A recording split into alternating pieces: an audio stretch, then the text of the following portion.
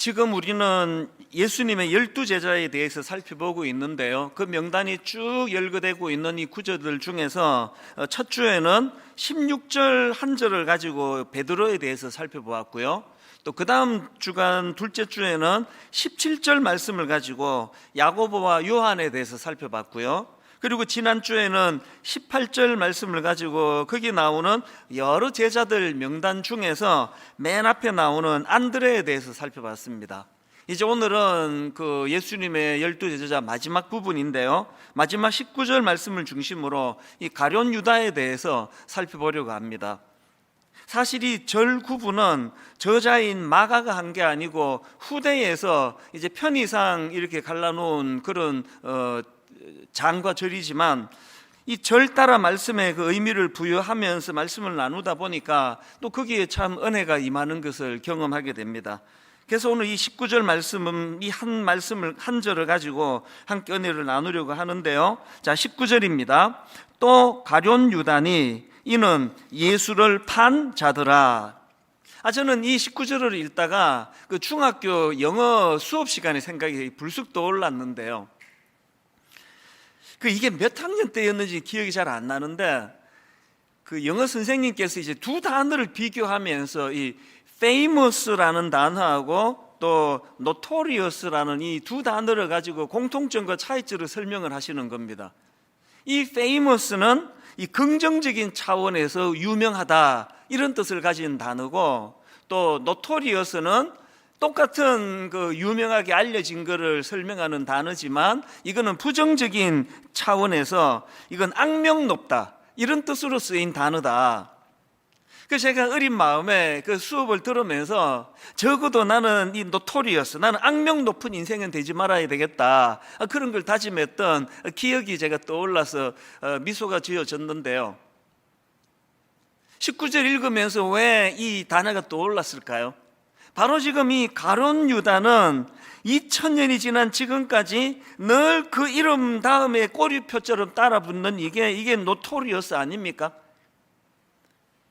또 가룟 유다니 이는 예수를 판 자더라. 이런 수치와 불명예를 그 꼬리표로 달고 다니고 있는 인물이 이게 가룟 유다인데요, 사실 저는 가룟 유다에 대해서 복잡하게 생각하지 않습니다. 누가 저보고 목사님 가룟 유다를 딱 한마디로 정의해 주세요 그러면 이렇게 이야기할 수 있을 것 같아요. 가룟 유다는요, 성장이 멈추어 버린 사람. 이걸 두 마디로 이제 늘리면은 성장이 멈추어 버려 미숙했던 사람, 이렇게 늘려 설명할 수 있고요, 조금 더 늘리자면 성장이 멈추어 미숙했기 때문에 마귀에게 그 생각을 빼앗긴 사람. 이 조금만 더 늘려 이제 네 마디로 말하면 성장이 멈추어 미숙했던 그가 그 미숙함으로 마귀에게 마음이 뺏겨 예수님을 팔아버린 사람, 이렇게 요약을 하면은 딱 맞을 것 같아요. 그래서 이 가룟 유다는요, 그 나쁜 사람이기도 하지만 더 결정적인 이 사람의 특징은 미숙했던 사람입니다. 그래서 저는 가룟 유다 하면은 딱 떠오르는 성경 구절이 에베소서 4장 14절입니다. 이는 우리가 이제부터 어린아이가 되지 아니하여 사람의 속임수와 간사한 유혹에 빠져 온갖 교훈의 풍조에 밀려 요동하지 않게 하려 함이라. 가룟 유다는 어린애처럼 미성숙했기 때문에 그 유혹에 넘어가 버린 거 아니겠습니까? 그런가 하면은 가룟 유다 하면은 또 떠오르는 성경 구절이 하나 더 있는데 아마 다 이거 떠올렸을 것 같은데요, 잠언 4장 23절. 모든 지킬 만한 것 중에 더욱 내 마음을 지키라. 생명의 근원이 이에서 남이니라. 가룟 유다 하면 왜 이 구절이 떠오를까요? 잘 아시는 요한복음 13장 2절. 마귀가 벌써 시몬의 아들 가룟 유다의 마음에 예수를 팔려는 생각을 넣었더라. 이런 것들을 쭉 정리를 하다가 보니까 참 이게 오늘 그 설교 제목 그대로입니다. 우리가 이 세상을 살아가면서 얼마나 유혹이 많습니까? 이 유혹을 당하지 않을 만큼의 성숙과 성장이 일어나야 된다는 그 얘기 아니겠습니까? 그래서 저는 이런 내용들을 묵상을 하다가 이제 이런 질문을 던지는 겁니다. 아니 그런 가룟 유다는 어떻게 하다가 이렇게 성장이 멈추어 버렸나? 어떻게 하다가 성장이 멈추어서 이런 미성숙한 상태에 빠지게 되었나? 이게 참 굉장히 중요한 질문이라 생각합니다. 그래서 쭉 정리를 해보니까 한 세 가지로 가룟 유다의 그 성장이 멈춘 이유들을 분석할 수 있게 되었는데요. 첫 번째 이유가 뭐냐? 왜 성장이 멈추었습니까? 자기가 설정해둔 이 낮은 단계의 꿈에 집착했기 때문이에요. 레슬리 플린이 쓴 12사도 이 책에 보면은 가룟 유다가 예수님을 배신한 두 가지 이유를 설명하는데요. 첫 번째 이유가 뭐냐? 그는 예수님에 대해서 시간이 갈수록 점점 더 환멸을 느끼고 있었다는 거예요. 예수님에 대한 환멸을 느끼고 있었던 이게 예수님을 팔아버린 원인을 제공했고, 두 번째 왜 예수님을 팔아버렸나? 가룟 유다 내면의 탐욕 때문에, 탐심 때문이라는 겁니다. 저는 이 두 가지 분석 중에 앞에 나와 있는 왜 가룟 유다는 예수님을 그렇게 환멸하게 되었나? 아니 그 존귀하신 주님을 가까이 있으면서 점점 주님에 대한 불신과 환멸이 싹트게 됐나? 그게 자기 생각의 틀이 너무 확고했기 때문 아닙니까? 가룟 유다는 지금 이스라엘이 로마의 압제로 신음하던 상황이다 보니까 그에게 무슨 꿈이 있습니까? 자기가 보니까 이 예수라는 분이 그 고통 속에 있는 자기 민족을 로마로부터 구원해낼, 로마의 압제로부터 구원해낼 그런 지도자라고 생각을 했기 때문에 꿈을 가지고 주님을 따랐는데 시간이 갈수록 실망인 거예요. 아니 그 로마에 대항하려면은 군사를 모으고 힘을 모으고 카리스마를 가진 아무도 범접하기 어려운 그런 지도자로 자리를 잡아야 되는데 계속 예수님은 실망스러운 말씀을 하시는 거예요. 약한 말만 하시는 겁니다. 원수를 사랑해라. 이래가지고 로마랑 어떻게 싸우느냐는 거예요. 그리고 또 결정적으로 오병이어의 기적을 경험한 군중들이 흥분해가지고 막 예수를 왕으로 삼겠다고 열광할 때 얼마나 나약한 예수님인지 슬그머니 빠져나가가지고 산으로 가서 기도하고 계시는 게 도무지 이게 마음에 이게 안 드는 거 아닙니까? 여러분, 이 가룟 유다의 성장이 멈춘 이 원인이 오늘 너무나 많은 사람들의 성장이 멈추는 것과 똑같은 이유라는 걸 아십니까?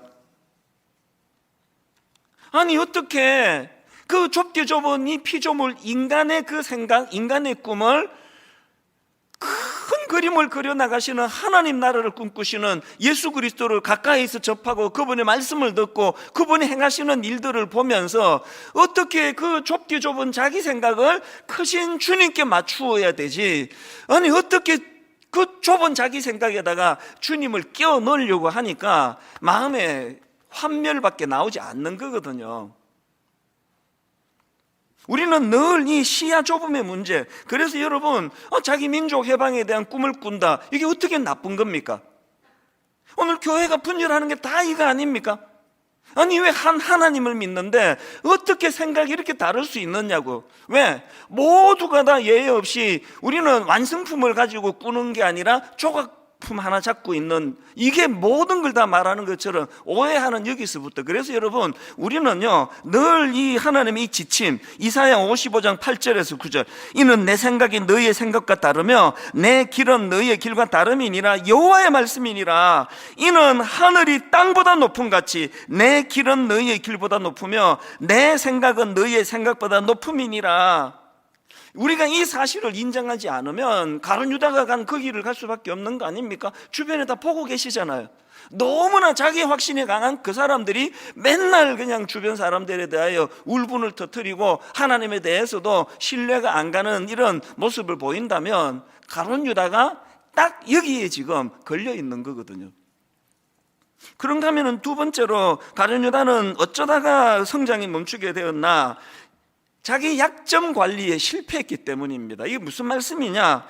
여러분 지금 가룟 유다가 예수님을 배신한 아까 두 번째 이유를 그가 가진 탐욕 때문이었다, 탐심 때문이었다 분석하지 않았습니까? 요한복음 12장 5절 6절을 보십시오. 이 향유를 어찌하여 300데나리온에 팔아 가난한 자들에게 주지 아니하였느냐 하니, 이렇게 말하면 가난한 자들을 생각함이 아니요 그는 도둑이라 돈 괴를 맞고 거기 넣는 것을 훔쳐가미르라. 이 가룟 유다는 제자들의 재정을 관리하고 책임지는 그런 역할을 맡았는데 이 사람은 돈에 약한 거예요. 돈만 보면은 이게 뭐 공금인지 사금인지 뭐 분간이 안 가는 거 아닙니까? 제가 몇 주 전에요, 예수님은 강점으로 일하시고 그 사람의 약점을 보완해 주신다고, 그게 특징이라 말씀드렸는데, 마귀는요 그 인간의 약점을 후벼파면서 그 약점으로 무너뜨리는 존재라는 잊으시면 안 됩니다. 이 둘 중에 하나예요. 주님을 힘입어 성장하시든지 그것 때문에 무너지시든지. 가룟 유다를 보십시오. 돈에 약한 거, 마태복음 26장 14절 15절입니다. 그때에 12 중에 하나인 가룟 유다라 하는 자가 대제사장들에게 가서 말하되 내가 예수를 너희에게 넘겨주리니 얼마나 주려느냐.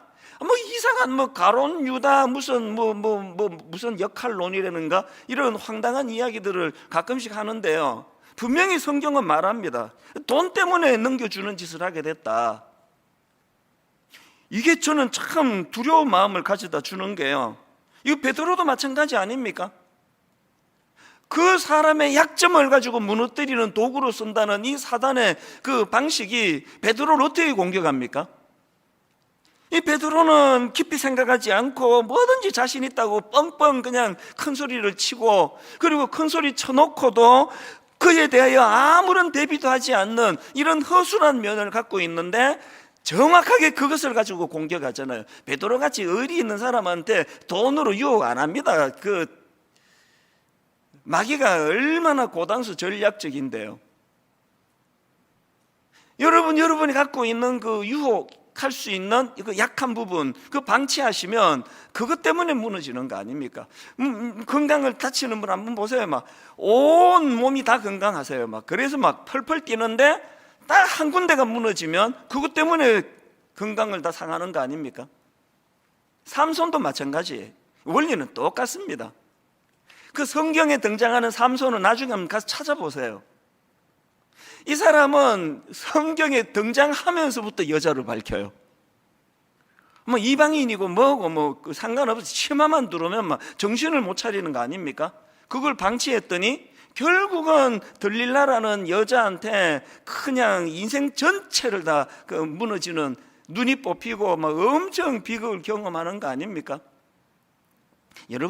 여러분에게는 어떤 약점이 있습니까? 모른 척 하시면 안 됩니다. 다락방 같은 거 할 때 사랑으로 순장님이나 수능분들이 집사님 다 좋은데 이런 부분을 참 좀 같이 기도하면 좋겠다 그러면 기분이 나빠가지고 저까짓 게 뭔데 이런 소리 안 하냐고 그러고 막 안 나가. 그거 큰일 나는 일이에요.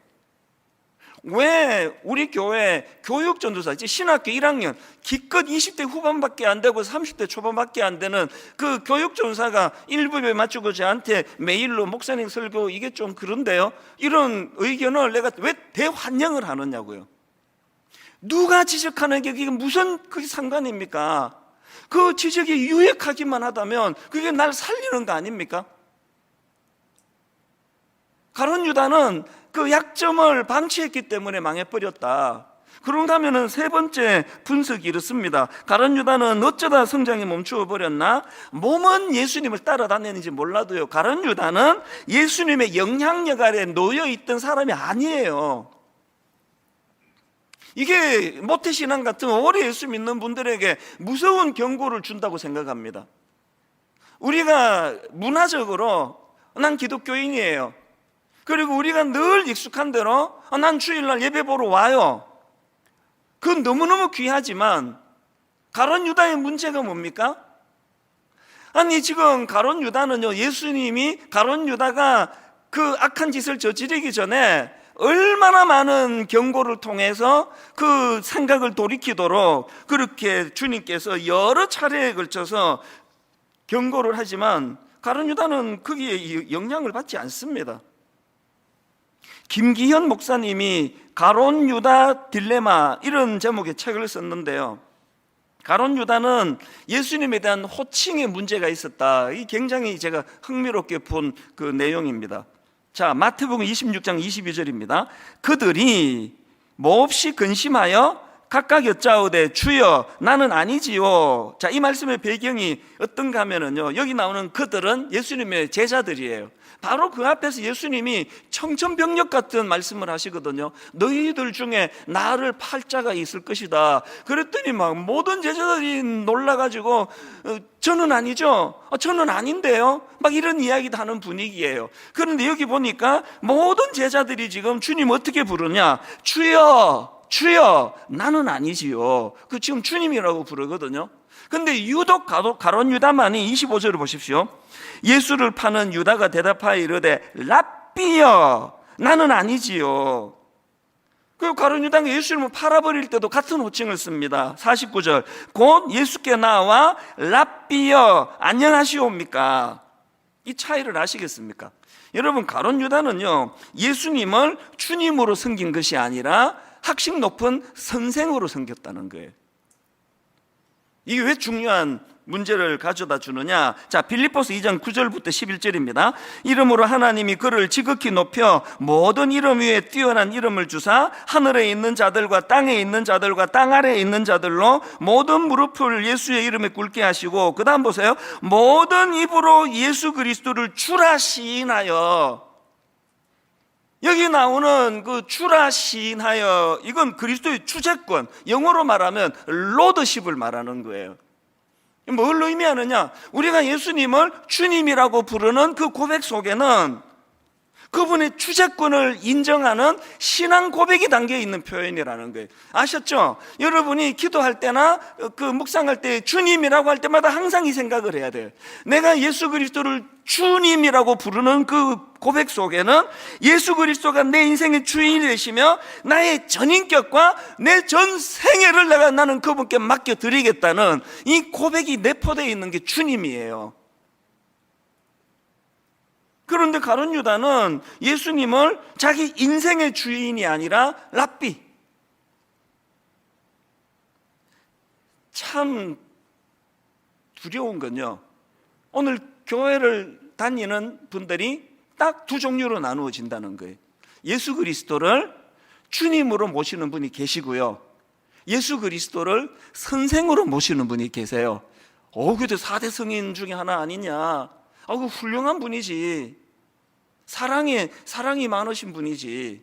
여러분, 아무리 오래 교회를 다니셨어도요, 예수 그리스도가 전인격적인 내 인생을 주관하시는 그 로드십, 내 주님의 주권을 인정해 드리지 않는 신앙생활은 성장이 없습니다.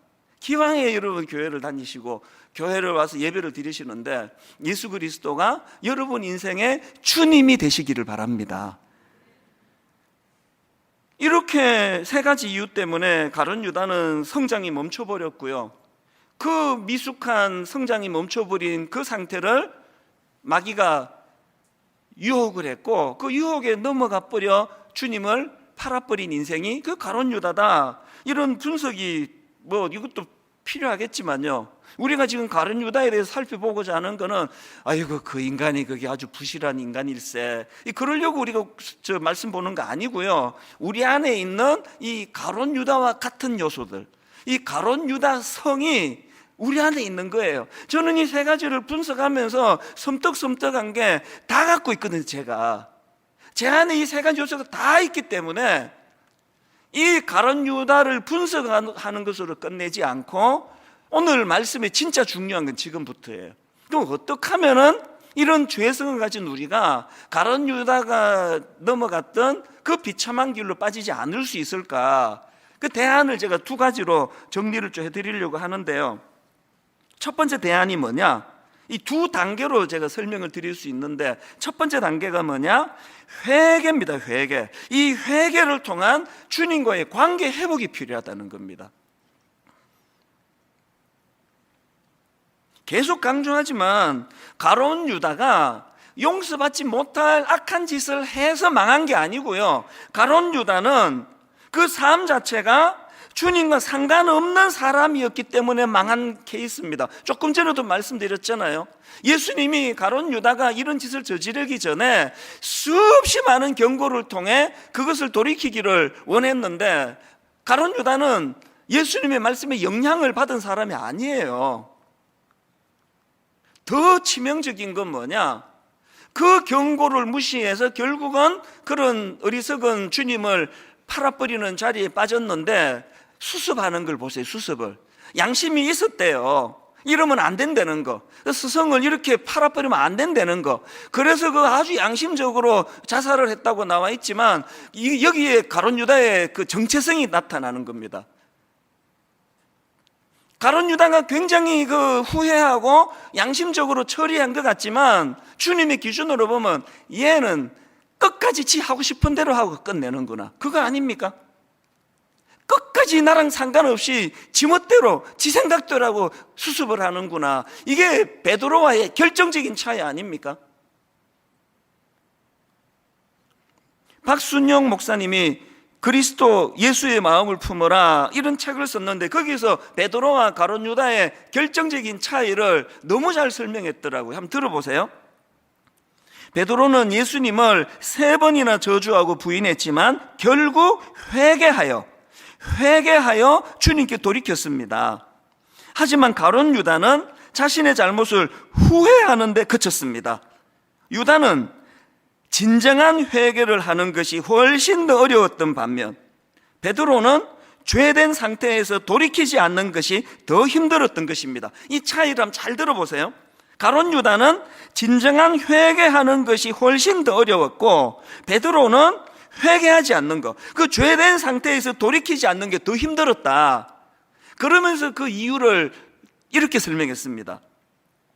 이처럼 그리스도의 몸된 교회에 속한 지체들은 회개하지 않는 것이 더 어렵습니다. 왜냐하니까 그들에게는 거룩한 영, 곧 성령 하나님이 함께 하시기 때문입니다. 너무나 잘된 설명이라 생각해요. 여러분, 회개가 뭘 의미하는지 아십니까? 회개는요, 내가 예수님과 상관이 있다는 것을 말해주는 도구고요, 회개는요, 내 안에 성령님이 계시다는 것을 증명하는 도구예요. 가룟 유다가 그 악한 행위로 망한 게 아니라 그 안에 성령이 계시지 않아요. 우리말로 하자면, 우리식으로 하자면 그냥 후회하는 거, 후회. 사도행전 2장에서 베드로가 설교 한 번으로 막 3,000명을 회개시키고 막 놀라운 역사가 일어났습니다. 제 생애에 이런 날이 한 번이라도 올까요? 너무너무 부러운 일이 일어났습니다. 그 베드로의 설교를 듣고는 너무나 많은 사람들이 고통하면서, 사도행전 2장 37절을 보십시오. 그들이 이 말을 듣고 마음에 찔려 베드로와 다른 사도들에게 물어 이르되, 형제들아, 우리가 어찌할꼬? 이런 탄식이 나오니까 베드로가 어떤 대안을 제시하고 뭘 요구하느냐? 38절입니다. 베드로가 이르되 너희가 회개하여. 여러분, 왜 말씀 듣고 마음에 찔려하는 사람들을 향하여 회개를 촉구합니까? 왜 그렇습니까? 회개는 하나님의 사람이 되는, 하나님과 관계를 맺는 첫 관문이기 때문에 그렇습니다. 회개는요, 이제 내가 하나님의 영향력 아래로 들어가겠습니다, 이 고백을 하는 행위예요. 그래서 그 로이드 존스 목사님이 회개라는 책을 이제 저술을 했는데 그렇게 두껍지 않습니다. 로이드 존스 목사님이 그 책에서 강조하는 게 뭐냐? 회개할 때 반드시 밟게 되는 그 단계가 있는데, 그중 첫 번째 단계가, 회개의 첫 단계가 뭐냐? 죄에 대한 자각. 다시 말해서 이 인간의 죄성을 자각하고 그것을 고백하는 것, 이게 회개의 첫 단계래요. 맨 마지막 단계가 뭐냐? 자신의 본성이 날 때부터 악한 것임을 깨닫고 인식하는 것. 그래서 그 다윗이 악한 죄를 저지르고는 범죄하고 회개하면서 시편 51편 5절, 내가 죄악 중에서 출생하였으며 어머니가 죄 중에서 나를 잉태하였나이다. 철저하게 무기력한 상태에 있는 자신을 자각하게 된 것, 이게 회개라는 겁니다. 저는 이것과 관련해서 지난주에 참 슬픈 기사를 하나 봤습니다. 여러분, 그 16개월 입양아 정인이를 학대한 혐의로, 그래서 모든 국민들이 분노하고 공분을 일으켰는데요, 그 양 아버지가 법원에다가 제출한 반성문과 관련된 기사인데요. 평생 이 어린아이가 죽었잖아요. 그래서 평생 속죄하는 마음으로 살겠다는 요지로 반성문을 법원에다가 제출을 했는데 한 문장이 너무나 제 마음에 눈길을 머물게 했습니다. 이분이 이런 이야기를 했어요. 다 이제 그 사건을, 애가 죽고 난 다음에 사건을 되돌아보면서 깨달은 철저한 깨달음이 하나 있는데 이런 고백을 했습니다. 주변에서 그토록 잘 보였던 이상한 점들을 나는 왜 대수롭지 않게 생각했는지 자괴감이 든다는 거예요. 아니, 모든 사람이 다 보이는데 그렇게 하면 안 된다고. 그리고 또 조언도 하고 충고도 했는데 왜 나는 그게 보이지 않았는지 저는 그 글을 보면서 두려움이 느껴졌어요. 왜? 이걸 깨닫는 게 회개라니까요. 우리 모두가 다 그 상황에 주어지면 우리 모두가 다 그럴 수 있는 개연성을 가진 인생 아닙니까? 그래서 회개가 뭐라고요? 언제든지 이런 무기력한 상태에 빠질 수 있는 이 연약한 상태를 자각하는 거. 그래서 주님을 의지하고 주님에게로 다가가는 거, 이게 회개라니까요. 저는 이것과 관련해서 그 우화 하나가 늘 저에게 이게 경종이 되는 것을 느끼는데요. 이게 그 정갈과 개구리 우화예요. 그래서 뭐 어떤 사람은 이게 이솝 우화다 그러는 분이 계시고, 어떤 분은 이게 지금 그 작자 미상이다 뭐 이렇게도 말하는데요. 그 누가 말했는지는 중요하지 않아요. 정갈이 이제 강을 건너야 되는데 이제 헤엄을 못 치잖아요. 수영을 못 하니까 이제 정갈이 그 헤엄을 잘 치는 개구리한테 부탁을 한 겁니다. 나 좀 업어줘. 너 등에 타서 이 강을 좀 건너고 싶다. 그랬더니 개구리가 막 질색을 하는 거죠. 그러면 너 나 쏠 거잖아. 독침 쏠 거잖아. 그 위험한 짓을 내가 왜 해? 그랬더니 정갈이 참 논리적으로 설득을 해요. 아니, 생각을 해봐라. 지금 강을 건너는데 내가 너를 독침을 쏘면은 너만 죽냐? 그 나도 죽는 거 아니냐? 물에 빠져. 그런 바보 같은 짓을 왜 하겠느냐? 이 개구리가 그 말에 그냥 혹 넘어간 겁니다. 듣고 보니까 그러네? 타라. 그래서 이제 정갈을 태우고 한참 이제 강을 건너는데 뭔가 뜨끈뜨끈해지더니 마비가 오더니 이게 독침을 쏜 거예요. 그리고 둘 다 죽었습니다, 결과. 이 개구리가 죽어가면서 너무나 분노에 차가지고 소리를 지른 겁니다. 도대체 왜 이런 짓을 했느냐? 왜 날 찔러서 둘 다 죽게 만드는 거냐고. 그랬더니요, 정갈이 죽어가면서 던진 그 한마디가 저에게 뼈에 새기는 경고예요. 이런 말을 해서 정갈이, 왜 날 찔러서 둘 다 죽게 만드는 거냐고. 그랬더니 정갈이 하는 말이, 어쩌겠니? 이게 내 본능인걸. 강 건너기 전에는 굳게 마음 먹었죠. 안 쏘려고. 또 쏘면 자기도 죽는 걸 알기 때문에. 정갈은 뭘 몰랐습니까? 그거를 통제할 힘이 자기에게 없다는 걸 몰랐던 거 아닙니까? 그래서 어쩌겠니? 이것이 내 본능인걸. 저는 우리 젊은 내 조카 같고 내 딸 같은 우리 젊은 여성들에게 제가 여러 번 말했지만 또 말합니다. 세상에서 제일 믿을 수 없는 말, 오빠 믿지? 이 말에 참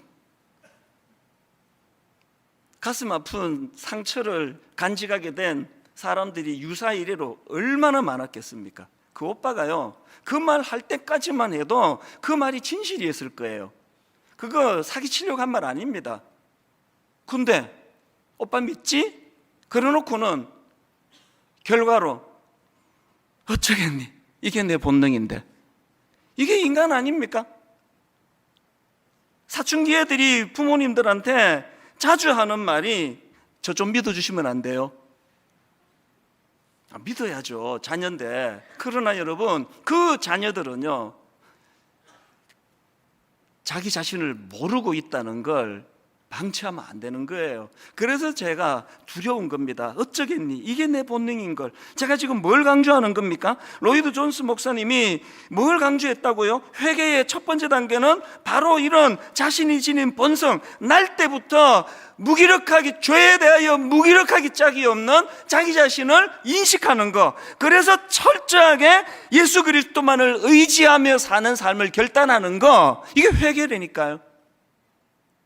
그래서 제가 회개를 통한 주님과의 관계 회복, 그렇게 표현하는 거 아닙니까? 그래서 여러분, 로마서 7장 24절에서 사도 바울이 오호라 나는 곤고한 사람이로다, 이 사망의 몸에서 누가 나를 건져내랴, 이 처절한 자기 고백이 있었기 때문에 로마서 8장에 그 주옥 같은 그리스도 은혜에 대한 감격이 선포될 수 있는 거 아닙니까? 주님과의 관계 회복 차원에서의 회개의 역사가 일어나게 되시기를 바랍니다. 두 번째로요, 그렇게 회개를 통한 주님과의 관계가 회복이 됐다면 거기에 머무시면 안 되고 두 번째 단계로 가셔야 됩니다. 두 번째 단계는 주님의 영향력 아래 변화와 성장을 이루어 가야 된다는 겁니다. 에베소서 4장 14절을 아까 인용해 드렸는데 이 구절은 15절까지 읽으셔야 됩니다. 자, 14절부터 보십시오. 이는 우리가 이제부터 어린아이가 되지 아니하여 사람의 속임수와 간사한 유혹에 빠져 이럴 거예요. More than I can say, but maybe love isn't holding on. Maybe it's knowing when to walk away.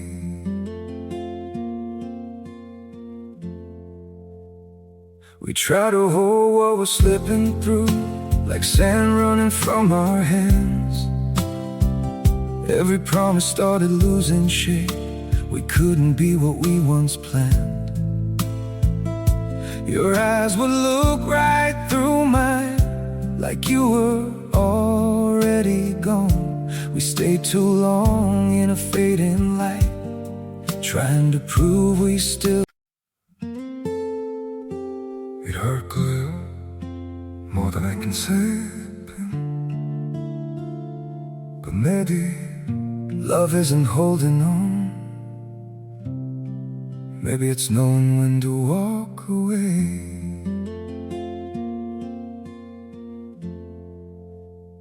We try to hold what we're slipping through, like sand running from our hands. Every promise started losing shape. We couldn't be what we once planned. Your eyes would look right through mine, like you were already gone. We stayed too long in a fading light, trying to prove we still. It hurt good, more than I can say, but maybe love isn't holding on. Maybe it's knowing when to walk away.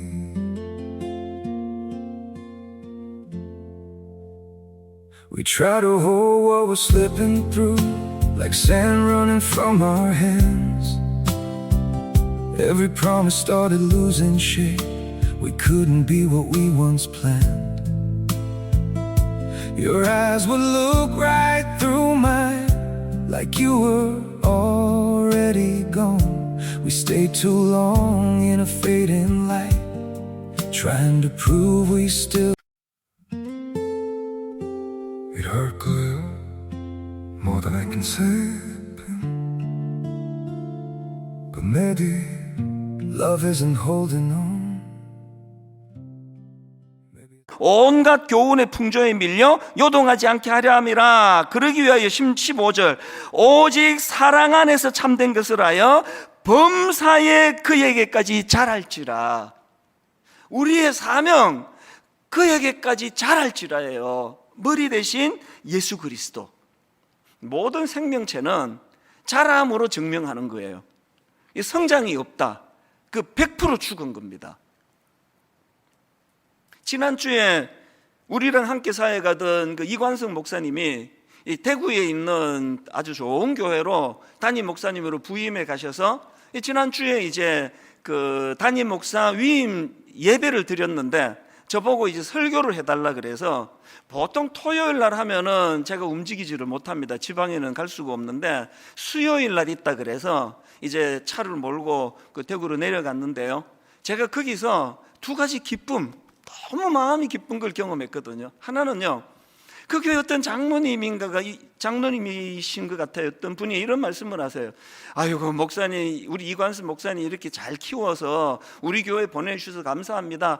벌써 성도님들이 우리 이 목사님 되게 좋아합니다. 그게 진짜 기쁘더라고요. 그리고 또 하나 기뻤던 게 오랜만에 이제 담임 목사로 나간 우리 교회 출신 목사님들이 몇 분이 부부로 거기에 축하로 오셨더라고요. 어떤 분은 한 2년 만에도 보고 또 한 1년 반 만에도 보고 지금 그 전북에 있는 두 목사님도 거기 왔고 서울에 있는 담임하는 목사님도 왔는데 대화를 하다가 보니까 그 한 1, 2년 사이에 이분이 또 성장한 거예요. 보니까 그 청출어람, 나 이게 이론인 줄 알았는데요.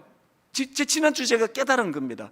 진짜 그 스승을 능가하는 그런 성장하는 제자가 그 스승에게 기쁨일 수 있다는 거, 너무 기쁜 거예요. 그래서 결심했습니다.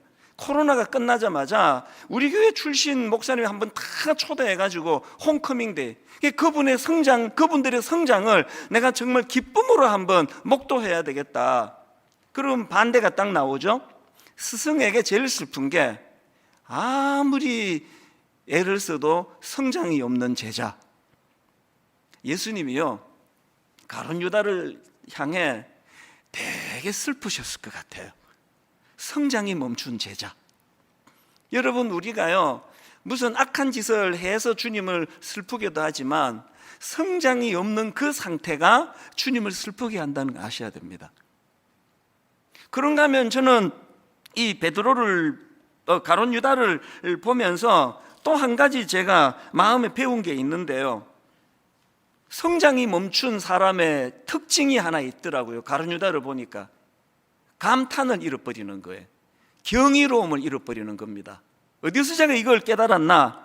요한복음 12장에 지금 주님의 은혜에 감격해서 옥합을 깨뜨리며 참 눈물로 그 머리털로 예수님 발을 닦고 있는 마리아, 그 분위기가 어떻겠습니까? 그 내용이 요한복음 12장 3절이거든요.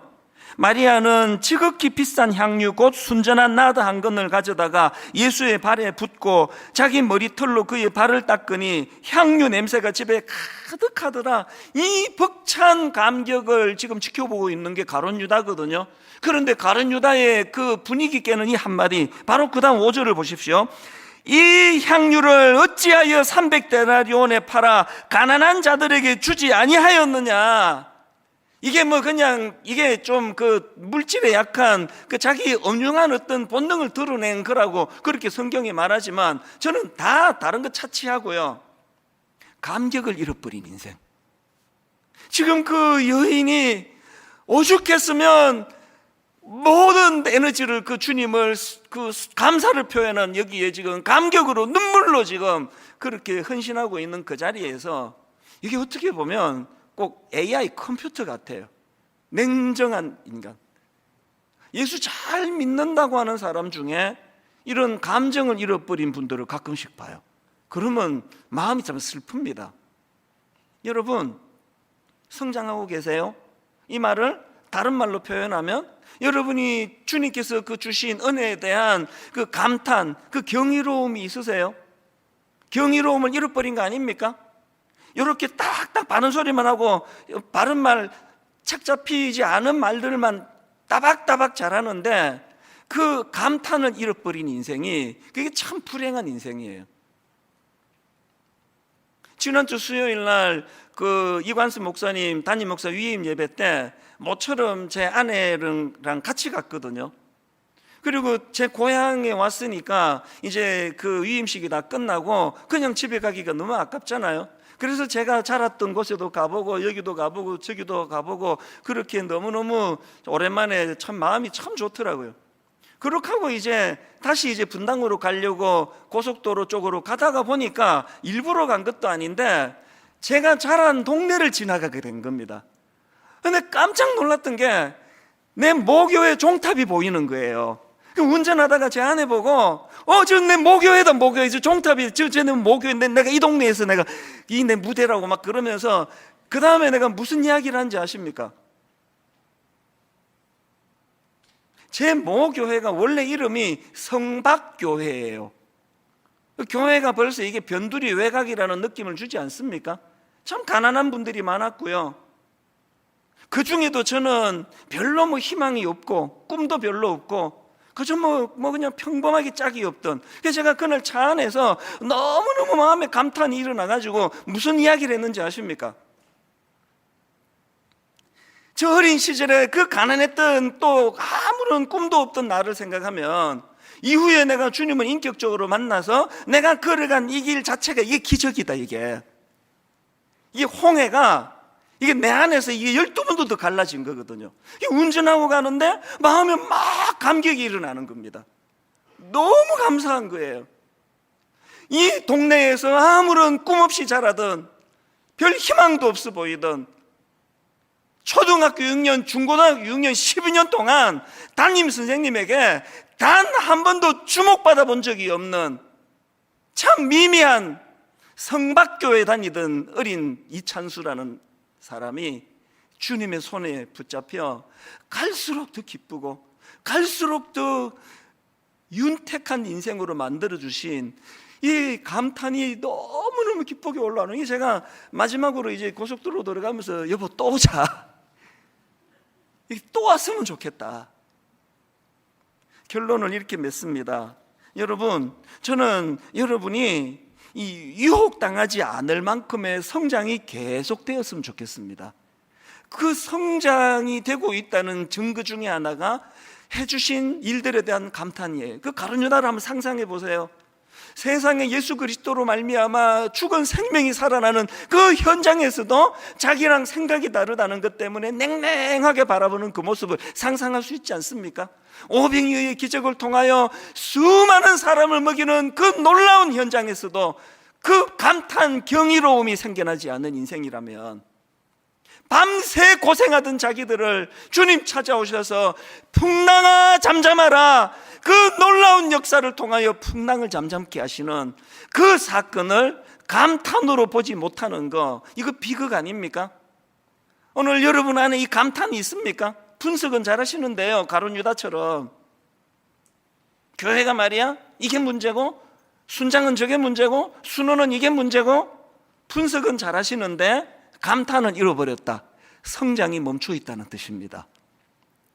오늘 저는 결론으로 이 찬양을 드리기 원하는데요, 527장 저는 여기 나오는 3절 가사, 어서 돌아오, 어서 돌아만 오, 채찍 맞아 아파도 주님의 손으로 때리시고 어루만져 위로해 주시는, 저는 이 가사가 너무너무 눈물나게 좋아요. 징계를 받잖아요, 아프잖아요, 그건 주님이 날 사랑하신다는 뜻이에요. 때리시고 또 어루만져 위로해 주셔서 우리 주님 넓은 품으로 인도해 주시는 그 주님, 여기에 순종한 사람이 베드로고 여기에 불순종하고 멋대로 마무리한 인생이 가룟 유다입니다. 가룟 유다랑 베드로가 참 허물 많은 공통점이 있다 할지라도 이 주님의 부르심에 참 귀를 열고 반응하는 베드로의 길을 걸어가는 그런 저와 여러분 되시기를 바랍니다.